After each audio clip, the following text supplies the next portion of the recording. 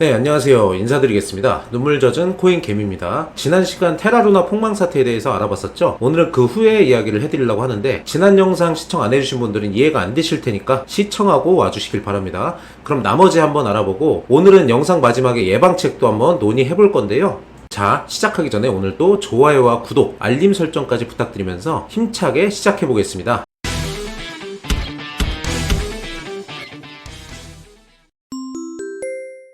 테라루나 폭망 사태로 많은 분들이 피해를 입고 많은 분들의 공분을 사게 되었는데, 지난 영상에서 다뤄드린 내용 이어서 낱낱이 파헤쳐 보겠습니다.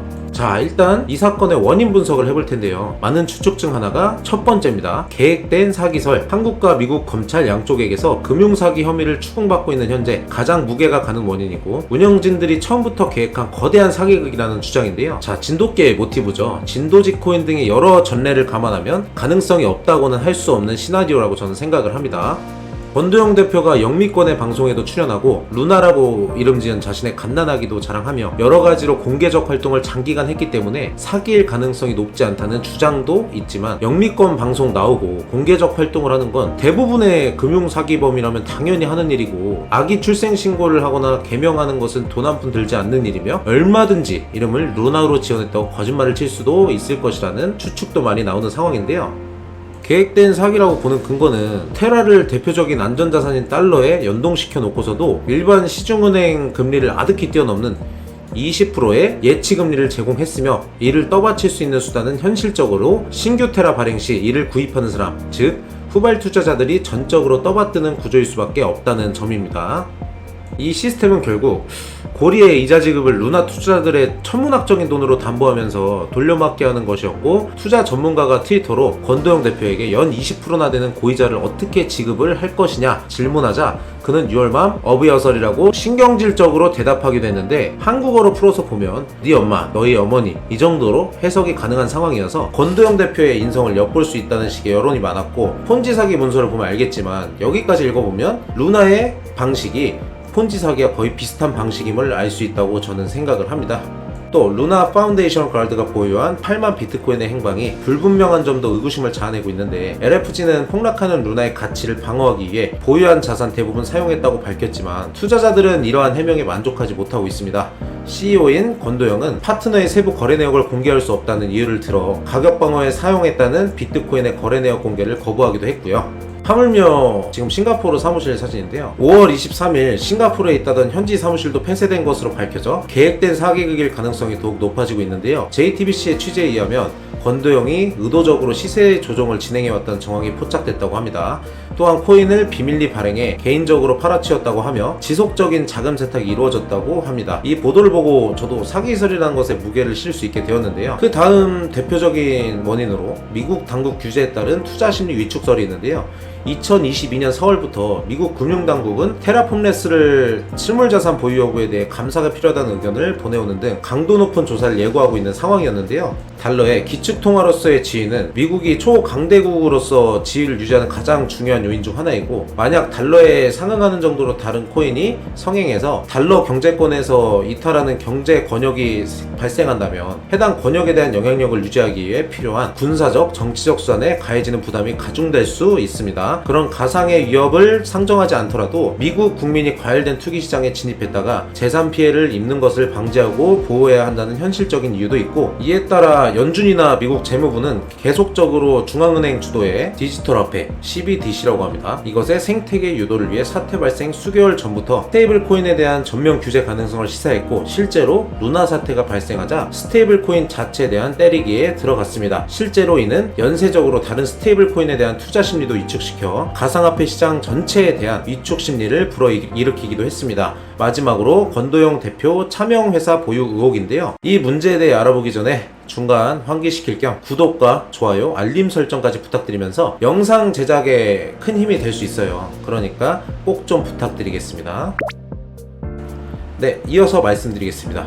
2022년 5월 30일 KBS는 제보를 통해 테라폼레스의 실질적인 계열사가 여전히 대한민국 내에 있다고 보도했는데, 보도에 의하면 서울 성수동에 있는 블록체인 컨설팅 업체 K사가 바로 테라 측에서 차명으로 운영해온 회사이며 직원 대부분이 테라 프로젝트에 관여해온 개발자들이고, 그들은 양쪽 회사를 사실상 경계 없이 오가면서 일을 했다고 합니다. 이 회사와 테라는 같은 해에 출범했고, 당시 K사 대표 최모 씨는 테라의 창업 지원을 했던 것으로 알려졌고, 또 현 대표 김모 씨는 테라의 핵심 프로젝트를 주도한 개발자라는 것이 주장인데요. 이 주장에 대해 대표 김 씨는 강하게 부인했으며, 테라의 주요 책임자와 개발자를 또 하나같이 테라와 루나의 실체는 권도영 대표를 비롯한 극소수밖에 모른다며 답변을 피했다고 합니다. 위와 같은 의혹들이 있지만 여전히 중요한 건 후속 조치가 아닐까 싶은데요. 2022년 루나 대폭락 사건 이후로 루나 재단의 30억 달러대 비트코인이 매각되었고, 비트코인, 이더리움 등 시장이 폭락하였으며, 바벨 파이낸스와 코인플렉스, 셀시우스 네트워크 등 인출 중단 사태가 일어났으며, 3에로우즈 캐피탈은 파산하기도 하였으며, 보이저 디지털과 셀시우스 네트워크는 파산 신청을 하기도 했습니다. 또한 싱가포르 암호화폐 대출업체 볼드는 고객의 예금 인출을 중단하고 모라토리움 신청 계획을 밝히기도 했는데, 중요하게 생각하는 건 이 사태를 어떻게 해결할지에 달려 있는 것 같습니다. 저는 투자 사기 또는 불법 시세 조정 등을 예방하거나 해결하기 위해선 어떤 방안이 필요할까라는 생각을 해봤는데요. 가장 첫 번째로는 투자자들의 인식 개선이고, 루나 테라 사태는 이전 폰지 사기와 매우 비슷한 결을 보여주는데요.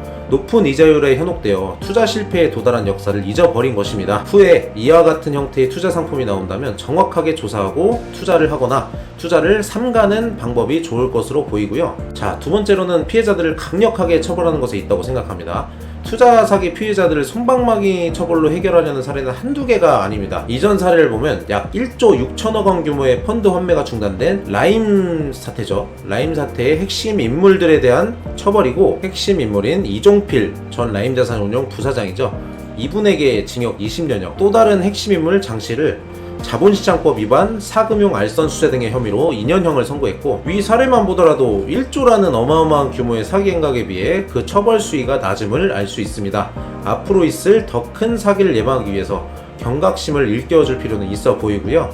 마지막으로는 투자 계약서에 대한 법률 검토에 법률적 역량을 제공해주는 것이라고 저는 생각을 하는데, 투자 계약서의 금전의 목적과 성격을 구체적으로 명시하고 대가를 분명히 하는 것은 코인 투자 사기로 인한 피해를 줄일 수 있을 것이라고 저는 생각을 하고요. 투자 계약서의 법률 검토를 필수로 하도록 제도화하는 것도 더 큰 피해를 막을 수 있을 것으로 보입니다. 사진 보시면 코인으로 만든 집이죠. 정말 많은 분들이 코인으로 집 산다는 말만 듣고 아무 코인이나 사면 성공할 거라는 막연한 기대감에 코인판에 뛰어드는 것 같은데요. 알고 뛰어드는 것과 모르고 뛰어드는 것은 천양지차라고 저는 생각합니다.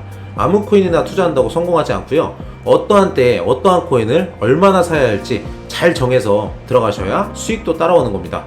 너무 어렵고 답답하실 텐데 영상 위에 보시면 번호 남겨드렸으니까 무료로 관점 얻어가시고, 물리신 분들 많으실 텐데 그런 분들 제 관점 나눠드릴 테니까 꼭 성투하시길 바라겠습니다.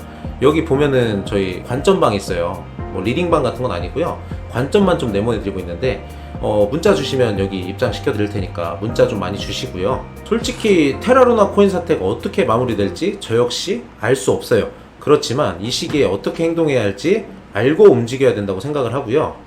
영상 마치기 전에 좋아요와 구독 꼭 눌러주시고 알림 설정도 해주시면 정말 감사드리겠습니다. 그리고 지금 커뮤니티방에서 저희 선착순 커피 이벤트 하고 있으니까 편하게 문자 주시고 궁금하신 점 언제든지 저한테 질문해 주시면 감사드리겠습니다. 항상 영상 시청해 주시는 구독자분들에게 감사드리면서 다음 영상에서는 제가 1300%대의 역대급 수익을 봤던 알트코인에 대해서 알려드리려고 합니다. 제가 가지고 있는 꿀팁 아낌없이 풀어서 어떻게 수익 받는지 꼭 알려드릴 테니까 오늘은 제가 오늘 여기까지 찍어야 될 것 같아요. 오늘은 여기서 인사드리고요. 오늘 또 열심히 일하는 일개미 눈물 젖은 코인개미 다음 시간에 인사드리겠습니다. 감사합니다.